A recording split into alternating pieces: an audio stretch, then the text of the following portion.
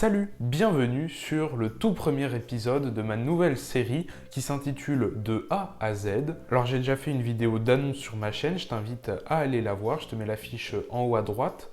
Alors oui, je sais c'est décevant, tu ne vois pas ma tête, mais ça a une raison très simple. Tout simplement parce que je vais tourner ce genre de vidéo pendant mon temps libre. On est confiné au lycée, ça va être plus simple pour moi de ne pas à chaque fois me filmer en train de tourner ce genre de vidéo. Bon, alors si tu as déjà vu ma vidéo d'annonce sur la chaîne, tu sais déjà de quoi je parle. Mais en tout cas, je vais t'expliquer un petit peu mieux en quoi va consister cette série.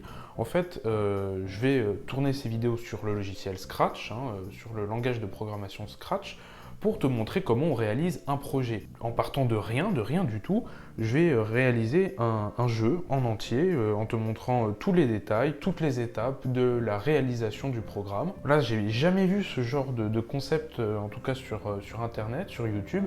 Donc voilà, je me dis que lancer ce genre de concept, ça peut être sympa, ça peut être amusant. Donc trêve de blabla, on va commencer tout de suite. Alors là, ce qu'il faut savoir déjà, c'est que je ne suis pas sur le logiciel Scratch.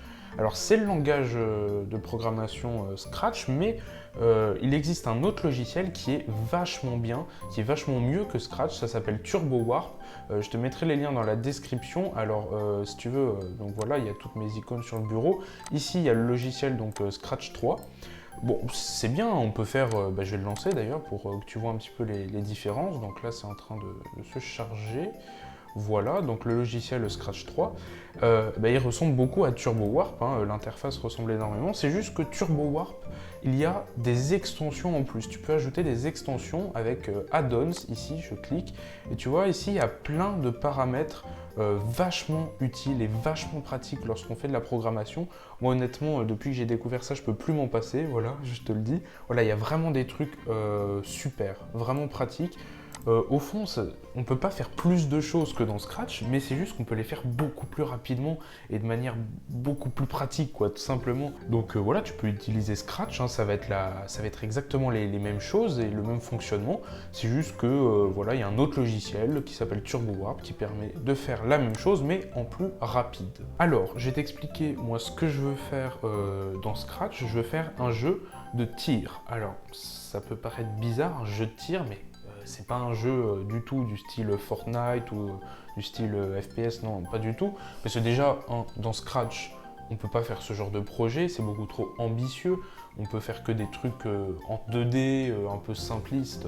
Bon, il y a des projets en 3D qui sont faits avec Scratch, mais déjà ça prend un temps de gros malade à faire, c'est hyper compliqué et Scratch n'est pas fait pour ça tout simplement. Donc là ça va vraiment être une sorte de petit jeu avec des graphiques simples mais efficaces en tout cas, avec des carrés. Je vais dessiner un peu le personnage que je veux. Donc là je suis dans l'interface des costumes.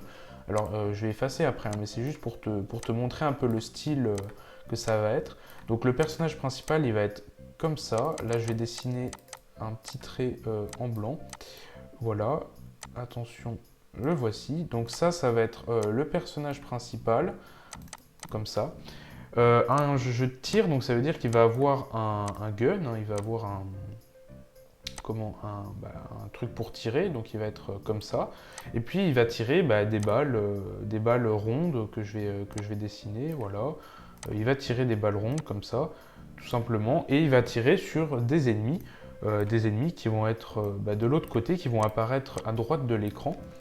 Voilà, je vais mettre un ennemi ici qui va être d'une autre couleur, il va être rouge, d'ailleurs il n'aura pas de gun. Voilà, il va être rouge et il va avancer tout simplement. Et le but du jeu, ça va être de défendre une muraille que je vais dessiner aussi, qui va être ici. Voilà, le but ça va être donc de défendre cette muraille. Et pour défendre cette muraille, il va falloir se déplacer donc, de haut en bas. Je vais dessiner aussi ce déplacement de haut ici en bas et tout en tirant sur les ennemis qui vont apparaître à droite de l'écran. Donc il va y avoir plusieurs types d'ennemis, donc des ennemis simples qui vont juste se contenter d'avancer, mais il va y avoir des ennemis un petit peu différents qui seront, je sais pas moi par exemple bleus, et qui vont se déplacer par exemple en zigzag. Voilà, je vais dessiner ici un mouvement de zigzag. Voilà, ça va être ça mon projet. Alors j'ai déjà fait un projet similaire, tu peux aller le voir d'ailleurs dans la description, je t'ai mis le lien de ma chaîne Scratch. avec tous mes projets. Donc j'ai déjà créé ce genre de projet, ça s'appelle Shooting Games Black Cube. Sauf que voilà, j'ai envie de l'améliorer, j'ai envie de faire un meilleur projet avec plus de fonctionnalités. Alors là, je te parle de fonctionnalités, justement, pour pouvoir avancer dans le jeu, il va falloir acheter des améliorations. Donc les améliorations, ça sera par exemple les dégâts de la balle, la vitesse du joueur, je sais pas moi, la vie, les points de vie du joueur, ce genre de choses. Et plus on s'améliore, plus on peut aller loin dans le jeu. Voilà, ça sera le principe. Et donc ça sera infini en fait. On pourra jouer jusqu'à l'infini. Ça pourra potentiellement ne jamais s'arrêter. Mais bon, il y a bien un moment donné où le joueur n'aura plus de vie et finira par mourir. Et j'ai pas précisé, alors quand on prend des points de dégâts, donc quand le joueur perd de la vie, c'est pas quand les ennemis touchent le joueur, non, pas du tout, c'est quand les ennemis touchent la muraille. Voilà, les ennemis vont attaquer la muraille, ça va faire des dégâts au joueur, et les ennemis vont finir par mourir dans tous les cas. Ça veut dire qu'en fonction du point de vie qui reste aux ennemis, lorsqu'ils vont atteindre la muraille, eh bien, ils vont perdre progressivement de la vie à chaque point infligé au joueur. Alors j'ai déjà créé sur Word un cahier des charges, donc tu peux le voir ici, ça sera toutes les améliorations qu'on pourra acheter. Donc tu auras plusieurs types d'améliorations, celle du joueur par exemple, donc je ne vais pas toutes te les citer, hein, je te laisse mettre pause si ça t'intéresse. Les améliorations de la balle, les améliorations des ennemis, alors c'est pas du coup des améliorations, mais c'est des désaméliorations. Des anti-améliorations, je sais pas comment dire ça. Il y aura des améliorations pour les miniguns, ce sera des tourelles automatiques en fait qui vont tirer un petit peu partout de manière aléatoire. Il y aura une mine aussi qui pourra se déplacer sur l'écran pour faire des dégâts aux ennemis. Il y aura aussi des achats de bonus, hein, pourquoi pas. Il y aura aussi d'autres types d'améliorations qui n'auront rien à voir. Ce qui fait quand même un total de 46 améliorations, donc c'est quand même pas mal. Mais voilà, c'est faisable, hein. Dans mon premier jeu, j'ai fait 37, je crois, ou 38 améliorations. Donc là, voilà, il y en a 7 ou 8 en plus. Alors j'ai marqué d'autres choses hein, dans le cahier des charges, c'est d'autres trucs que j'aimerais ajouter au jeu. Il y aura des succès, donc des achievements, il y aura d'autres types d'achats comme des skins pour le joueur, des skins pour la muraille, des arrière-plans et même des packs de musique. J'aimerais bien d'ailleurs te montrer comment je réalise aussi les musiques hein, pour mes projets Scratch, mais aussi celles que je réalise pour mes vidéos, celles que tu entends d'ailleurs en arrière-plan en ce moment.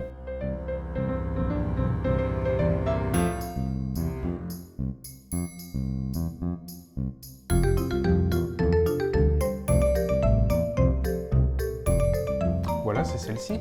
Bon, je vais retourner donc sur le logiciel Scratch et puis je vais commencer hein, tout de suite. Tout d'abord, il faut une interface évidemment de menu. Alors, une interface de menu, qu'est-ce qu'il va y avoir dessus? Il va y avoir le bouton jouer, bien entendu. Je vais essayer de tout faire en un seul sprite, en un seul lutin. Tu vas voir pourquoi. On va créer des clones. Alors, c'est un peu compliqué à utiliser les clones sur Scratch, mais c'est faisable. Alors, on commence par notre premier bouton. On va le faire un peu joli quand même. Et on va l'appeler Play. Alors je précise quand même, je vais essayer de tout faire en anglais parce que la plupart des gens qui jouent au projet Scratch, ils parlent anglais, hein, ils sont anglophones. Donc voilà, tout ce que je vais faire, ça sera donc en anglais. Là, j'ai pas précisé non plus, mais moi j'aimerais qu'on puisse aussi choisir le niveau de difficulté. Ça veut dire que dans le menu principal, en fait, il y aura un curseur qui permettra de choisir dans quelle difficulté on veut jouer. Sachant que plus évidemment la difficulté est élevée, plus on gagnera d'argent, ce qui nous permettra d'acheter évidemment plus facilement des améliorations pour pouvoir avancer encore plus facilement. Donc ce sprite là, je vais l'appeler bouton.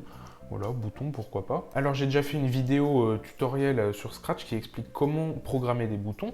Donc moi je vais le faire assez rapidement hein, parce que j'ai l'habitude de créer des boutons. Alors là ce que je suis en train de faire c'est créer une variable jeu. Alors la variable jeu elle va être utilisée pour définir quel type de menu est affiché actuellement. Donc là, par exemple, ma variable jeu au début, elle sera à menu. Ça veut dire que tous les boutons qui sont censés apparaître quand on est sur le menu principal, eh bien, ils vont apparaître grâce à cette variable menu qui va être donc définie à menu. Donc dès le début du jeu, voilà, ça va être menu. Si par exemple on est en pleine partie, ma variable jeu, ça va être, je sais pas moi, soit partie, soit jeu. Moi j'ai l'habitude quand même de mettre jeu. Si jamais c'est magasin, ma variable jeu elle va être magasin ou à shop ou à upgrades, je sais pas. Voilà, donc en tout cas dès le début ça va être à menu. Donc ça je vais le mettre jeu à menu quand le drapeau vert est cliqué. Donc si ma variable jeu est égale à menu, alors il faut que ça se montre, sinon le bouton il doit être caché. D'ailleurs ce que je suis en train de faire, ça ne va pas du tout, je suis en train de m'en rendre compte. En fait il faudrait créer des clones, puisqu'en fait tous mes boutons vont être dans le même lutin.